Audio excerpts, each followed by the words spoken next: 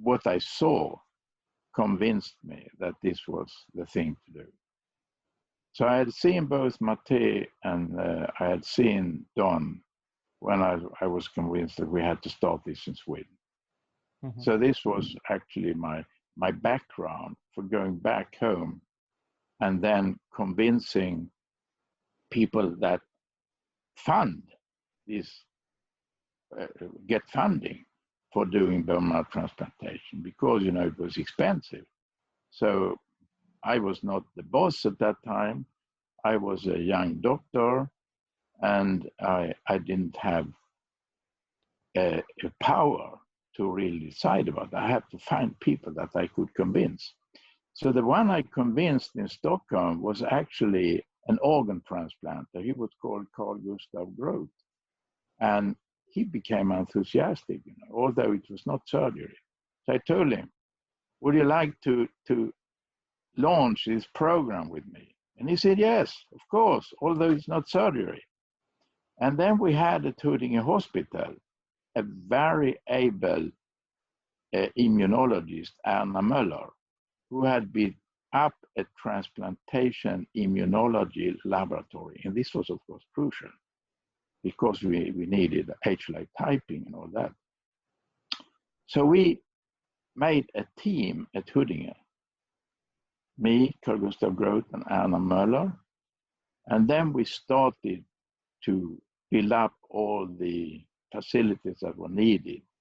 And of course, since we had an organ transplant unit, it was a really relatively easy start when I had him on board. Because, you know, organ transplantation, although it's surgery, many things are similar still, except for the surgery. So we started like that, and then eventually we had a case of aplastic anemia, and that was a boy who was 70 years of age, you know, and he had hundreds of transfusions, and he was in a very bad condition, you know, and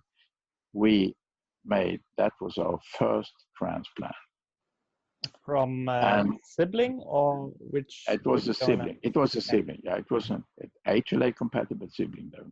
Mm-hmm. So that was the first one, and unfortunately it was not successful. First, he engrafted, but he rejected, in fact. I don't know, we made probably something wrong, and he rejected anyway. So we made a second transplant. The second transplant, that was a good take. He was in the hospital for some weeks, and then he was really in good shape, and we was going to send him home.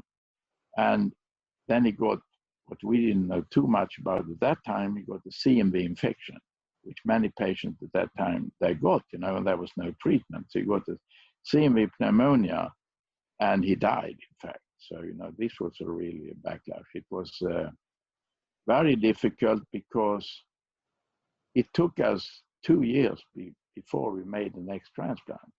Because of this, we hadn't succeeded. It was difficult to convince all the authorities to fund this. But eventually, we had another case of aplastic anemia. And that was a 51-year-old man, you know. At that time, we didn't have any age. We didn't know too much about what the age mean, you know. And he was not as bad as the boy, but he was in a bad condition because he didn't respond to anything. So he said, I want the bone marrow transplant. He was a very important person because he had been a champion in wrestles. And his brother was actually a world champion in wrestles.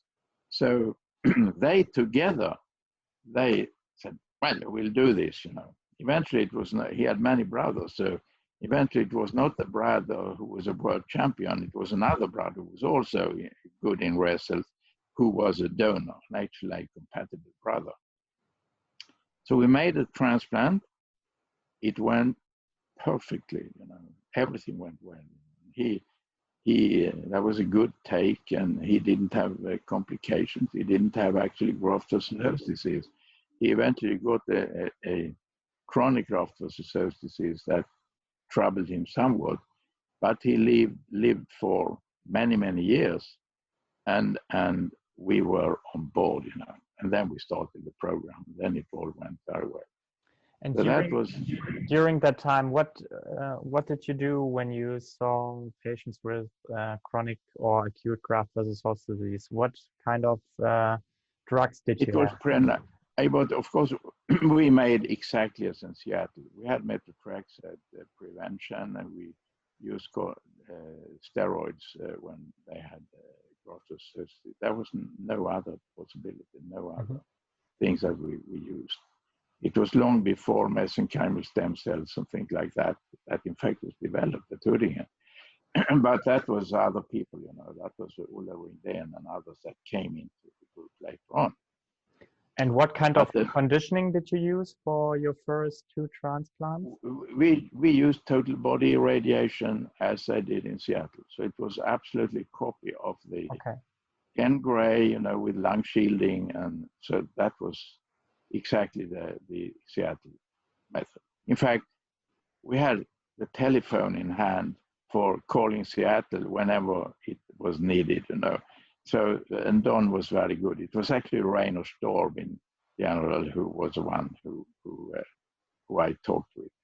Rainer was in Stockholm several times, and we had a very good relation. We didn't have programs together, but you could call him and get advice, and that was how we started. So Seattle was our line, was a telephone line at that time. How was what was the time like between your first transplant and your second? Because you said there have been two years.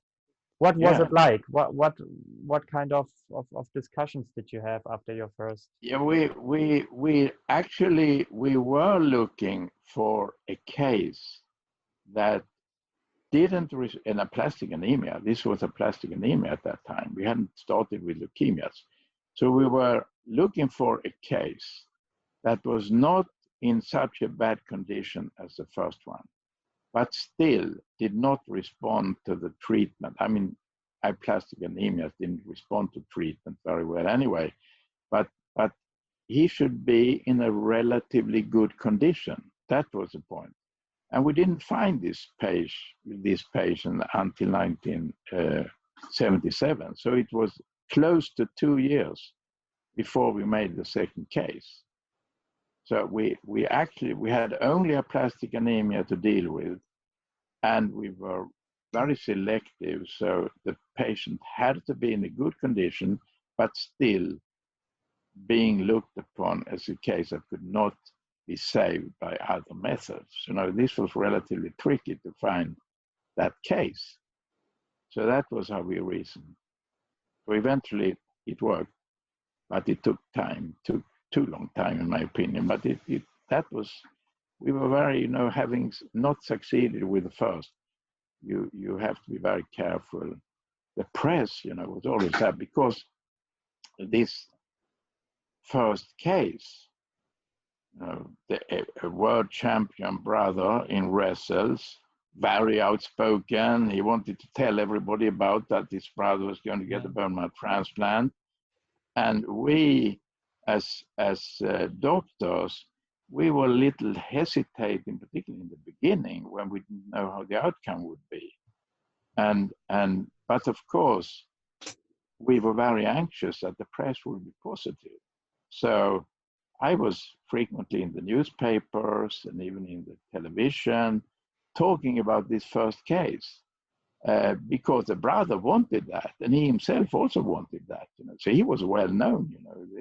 He was called Svensson, and his brother was called Svensson. There was a usual common name in Sweden, but these two brothers in wrestles, they were well known in the Swedish public. And so that was, and we liked to utilize the situation as bone marrow transplanters to have positive response from the public, and by that having positive response from the hospital, so that we were going to be funded. That was a tricky play, I would say. But I think as well a pressure, because absolutely.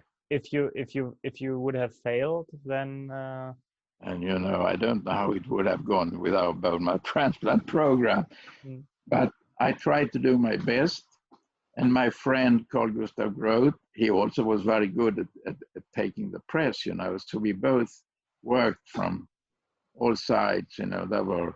I have old pictures in the newspapers, you know, how we go to rounds and how this guy is sitting in his bed, you know, looking very good after the bone marrow transplant with both brothers there. So it was successful. It could have gone wrong.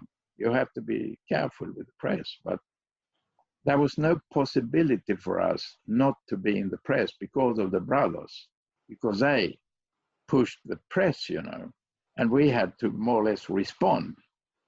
So we were not, of course, we could not go to the press without them, and we didn't encourage them very much. But they thought that they were in something very special treatment, of course, that we have told them. So they wanted to go out and show the press. And after that, the press was good and you got funded? Yeah, very good. Very good. The press was very good after that.